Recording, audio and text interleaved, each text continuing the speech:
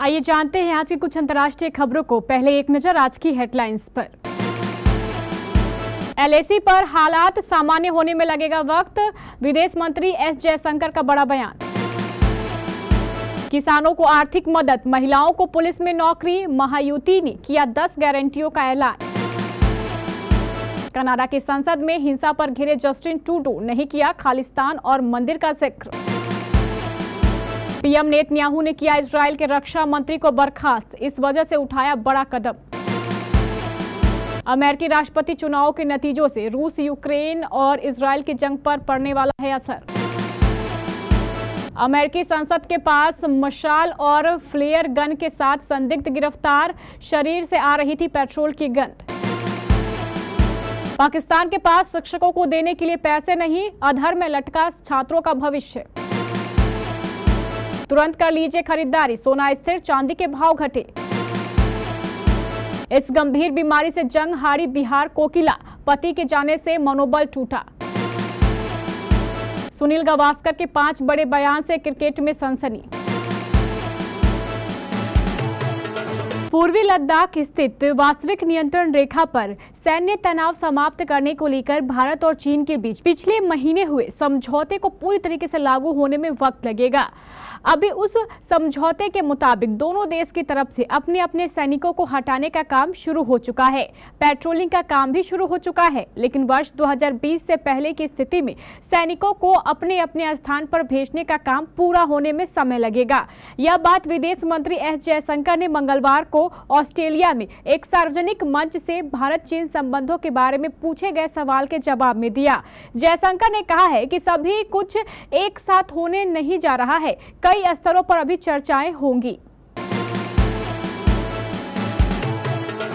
महाराष्ट्र की सत्ता पर काबिज महायुति ने विधानसभा चुनावों को लेकर अपने घोषणा पत्र जारी कर दिए हैं। महायुति ने अपने 10 गारंटी में किसान और महिलाओं को लेकर कई बड़े ऐलान किए हैं। एकनाथ शिंदे ने अपने घोषणा पत्र में महिलाओं को मिलने वाली मासिक सहायता को 1500 से बढ़ाकर 2100 रुपए कर दिया है। साथ ही उन्होंने महिलाओं की सुरक्षा को ध्यान में रखते हुए 25,000 महिलाओं की पुलिस बल में भर्ती करने की योजना का भी ऐलान किया है।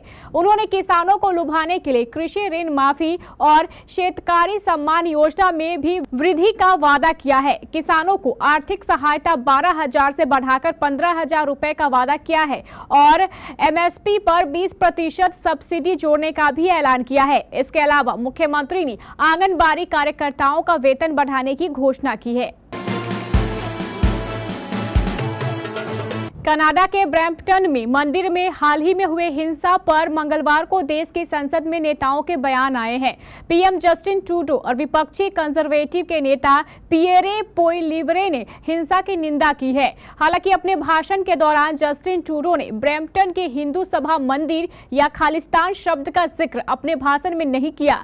कनाडाई पीएम ने सिखों और हिंदुओं को दक्षिण एशियाई समुदाय कहते हुए इस बात पर जोर दिया है कि हिंसा करने वालों को किसी धर्म के प्रतिनिधि की तरफ नहीं देखना चाहिए। कनाडा के प्रधानमंत्री जस्टिन ट्रूडो ने हाउस ऑफ कॉमन्स में मंगलवार को कहा, पिछले कुछ दिनों में हमने देश में दक्षिण एशियाई समुदायों में हिंसा देखी है जिसकी हम निंदा करते हैं। मैं बिल्कुल ये साफ कर दूं कि जो लोग हिंसा और नफरत भड़का रहे हैं वे किसी भी तरह से कनाडा में सिख या हिंदू समुदाय का प्रतिनिधित्व नहीं करते हैं। इजरायल के प्रधानमंत्री बेंजामिन नेतन्याहू ने मंगलवार रात इजरायल के रक्षा मंत्री योआब गैलेंट को बर्खास्त कर दिया। इसके पीछे प्रधानमंत्री कार्यालय की ओर से तर्क दिया गया है कि युद्ध प्रबंधन को लेकर दोनों नेताओं के बीच लगातार मतभेद बढ़ रहे थे।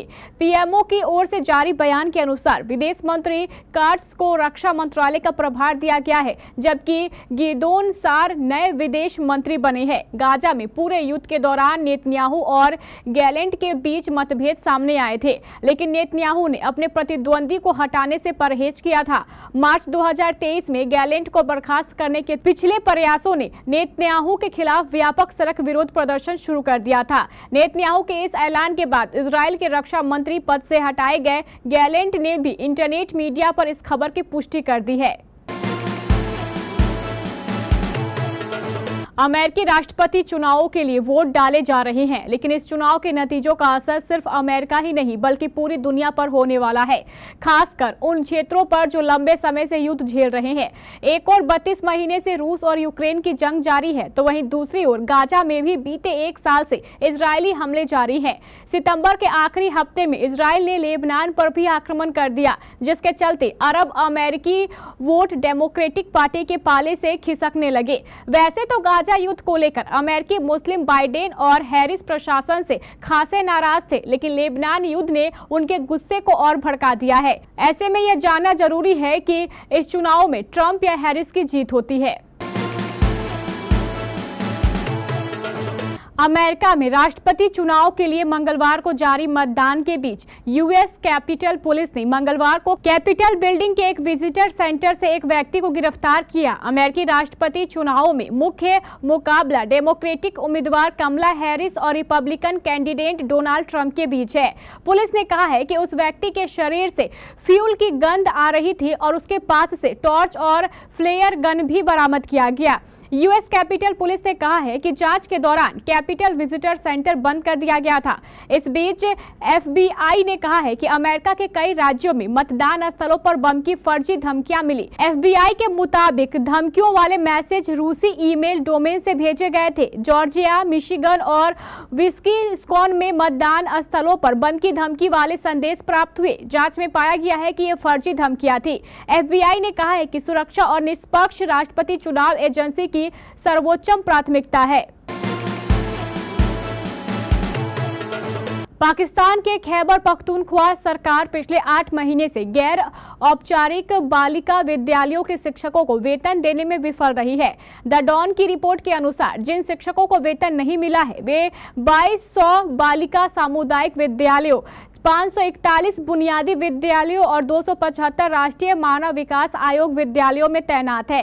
पाकिस्तान में अकुशल श्रमिकों के लिए न्यूनतम वेतन 36,000 रुपए निर्धारित है, लेकिन सरकार विद्यालय के शिक्षकों को 21,000 रुपए दे रही है।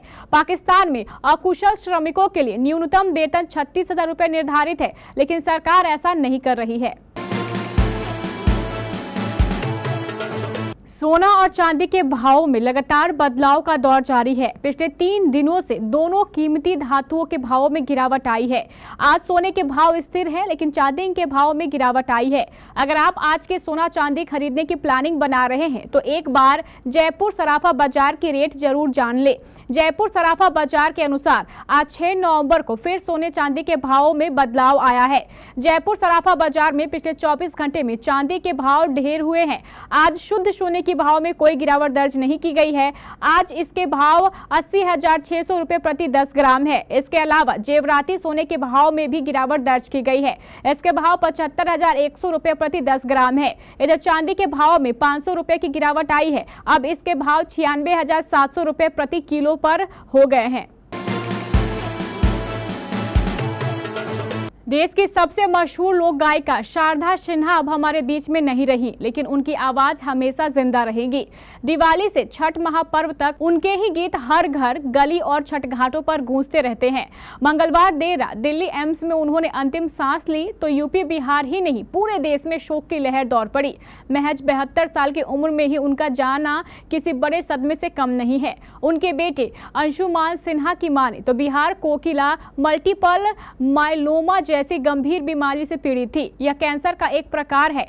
2017 से ही वह इस बीमारी से जूझ रही थी, लेकिन अपनी बीमारी को सार्वजनिक नहीं किया। हमेशा लोगों के बीच हंसते हुए अपनी आवाज देती रही।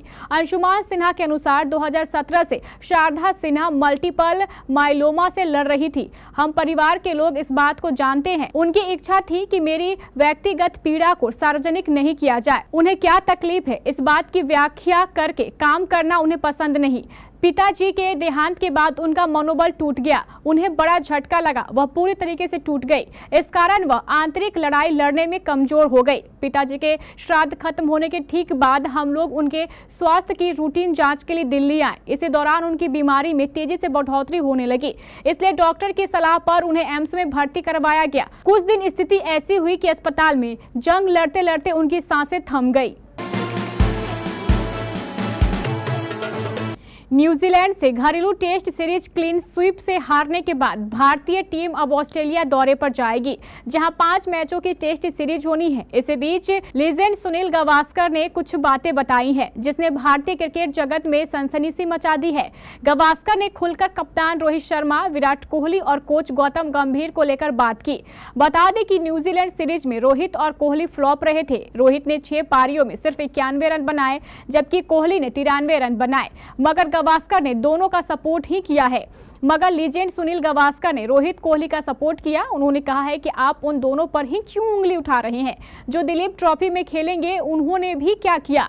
गावस्कर ने कोहली की कमी भी बताई। उन्होंने कहा कि विराट कोहली में कोई दिक्कत नहीं है, उनकी सबसे बड़ी कमी उनकी किस्मत है। उनकी किस्मत उनका साथ नहीं दे पा रही है। विराट कोहली ने बेंगलुरु में 70 रन की पारी खेली थी, लेकिन इसके बाद वो फ्लॉप हो गए। अब वो क्रीज पर आते हैं और ज्यादा समय तक टिक नहीं पाते।